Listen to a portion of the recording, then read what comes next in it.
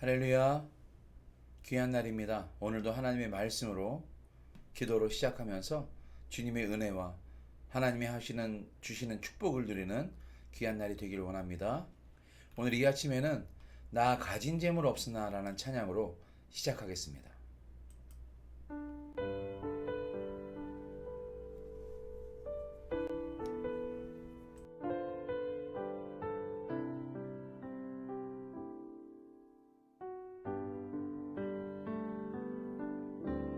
나 가진 재물 없으나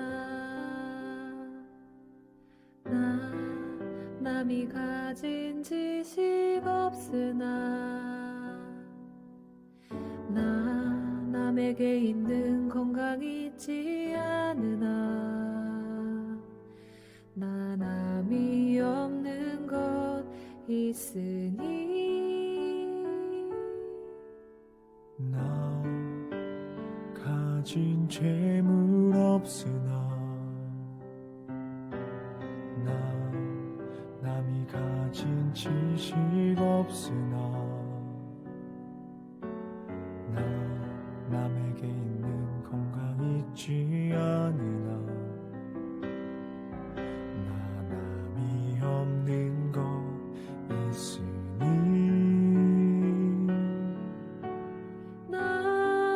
남이 못 본 것을 보았고 나 남이 듣지 못한 음성 들었고 나 남이 받지 못한 사랑 받았고 나 남이 모르는 것 깨달았네.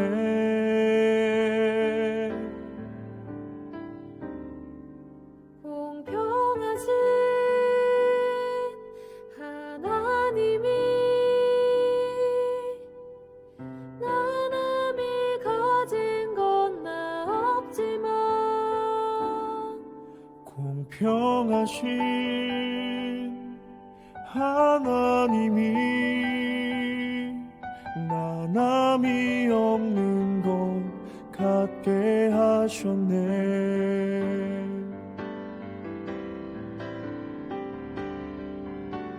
나 남이 못 본 것을 보았고 나 남이 듣지 못한 음성 들었고 나 남이 받지 못한 사랑 받았고 나 남이 모르는 것 깨달았네.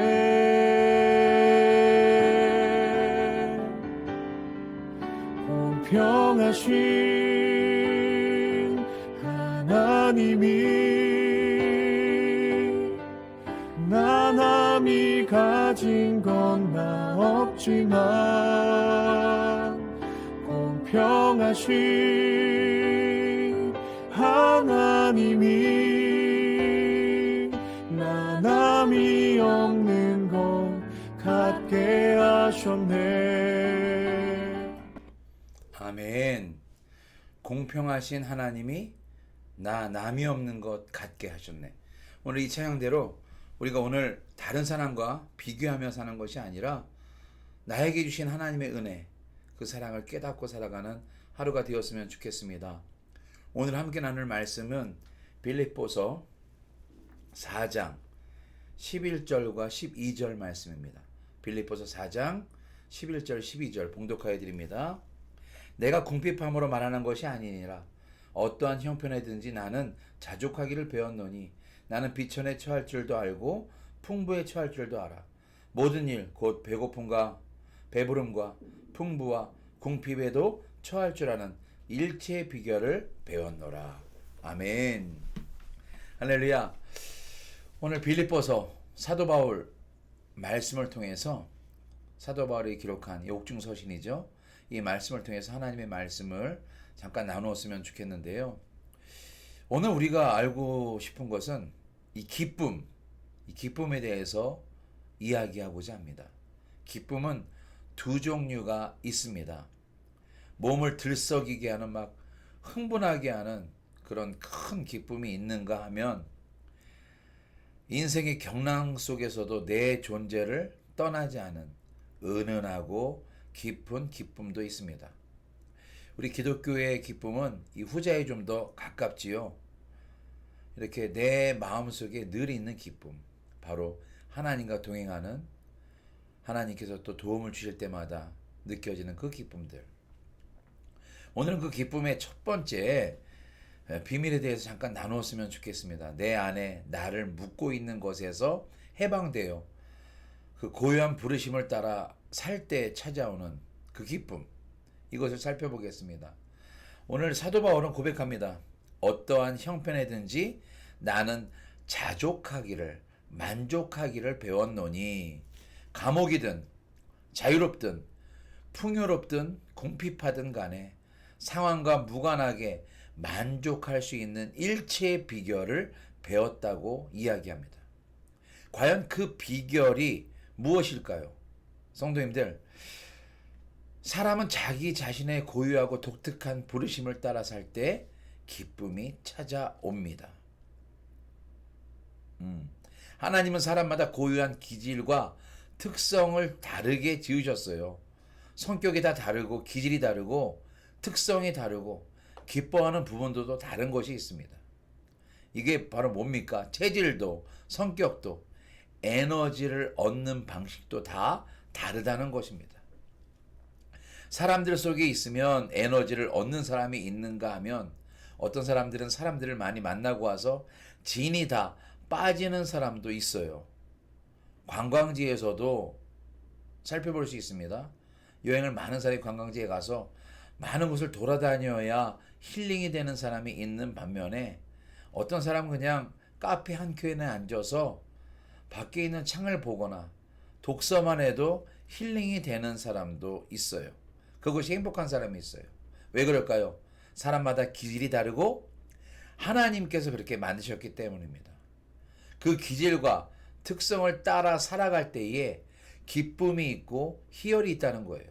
나는 이것에서 만족을 느끼니까, 나는 이것이 좋으니까 그것을 함으로써 기쁨을 느낀다는 겁니다. 그런데 문제는 우리가 그렇게 살지 못하는 경우가 많다는 것이지요. 부모가 정해준 길로 가는 자녀들, 자신의 꿈이 있는데, 길이 있는데 부모의 말대로 가는 자녀들, 이런 기쁨을 느끼지 못할 거예요.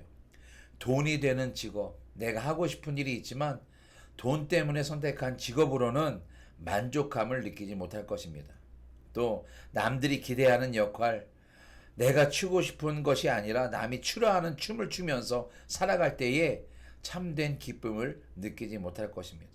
왜냐하면 창조주의 섭리에서 벗어난 삶이기 때문에 넉넉하고 칭찬받아도 진정한 기쁨이 없는 거예요. 우리 하나님께서 우리에게 특별한 기질을 주시고 성격을 주시고 달란트를 주셨는데 그대로 살아야 참된 기쁨이 있지, 다른 사람 말대로, 다른 사람이 원하는 대로 내 생각 없이 산다면 진짜 기쁨을 찾기 어려울 것입니다. 오늘 바울을 보세요. 바울에게도 커다란 핸디캡이 있었습니다. 어떤 것이 있습니까? 다른 제자들과 달리 예수님의 직계 제자가 아니라는 꼬리표가 있었습니다. 사도라면 응당 예수님께 직접 말씀을 배우고 예수님과 동행했어야 되는데 사도 바울은 그런 사람이 아니잖아요. 예수님을 그냥 다메섹 도상에서 만났고 예수님을 믿는 사람들을 죽이러 다니던 사람 아니었습니까? 그래서 많은 사람들이 끊임없이 수근거렸을 거예요. 베드로나 요한을 볼 때는 정말 존경의 눈빛으로 바라보는데 그 눈빛이 아니라 자기를 볼 때는 그들과 좀 비교하는 눈빛, 이방인의 사도라는 그런 꼬리표가 있었을 거예요.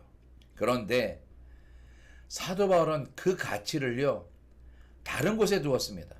자기가 걸어가야 할 고유하고 독특한 길, 주님이 원하시는 십자가의 길, 전도의 길을 바라보면서 걸어갔습니다. 그래서 뭐라고 합니까? 오직 위에서 부르신 부름의 상을 위하여 나는 달려가노라. 그렇습니다.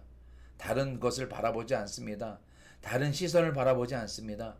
주님이 원하시는 길을 걸어가면서 내가 부르심의 상을 위해서 달려간다라고 외쳤고요.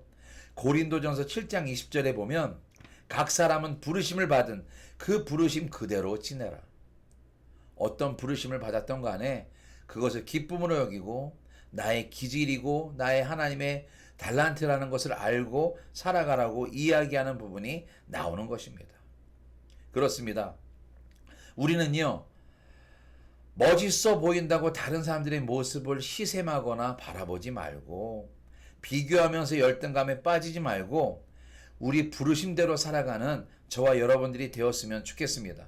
나보다 나를 더 잘하시는 하나님이 나의 능력을 끄집어내서 꽃 피울 날이 오니까 우리는 기쁨으로 내가 하고 싶은 일, 주님이 원하시는 일을 감당하는 날이 되었으면 좋겠습니다.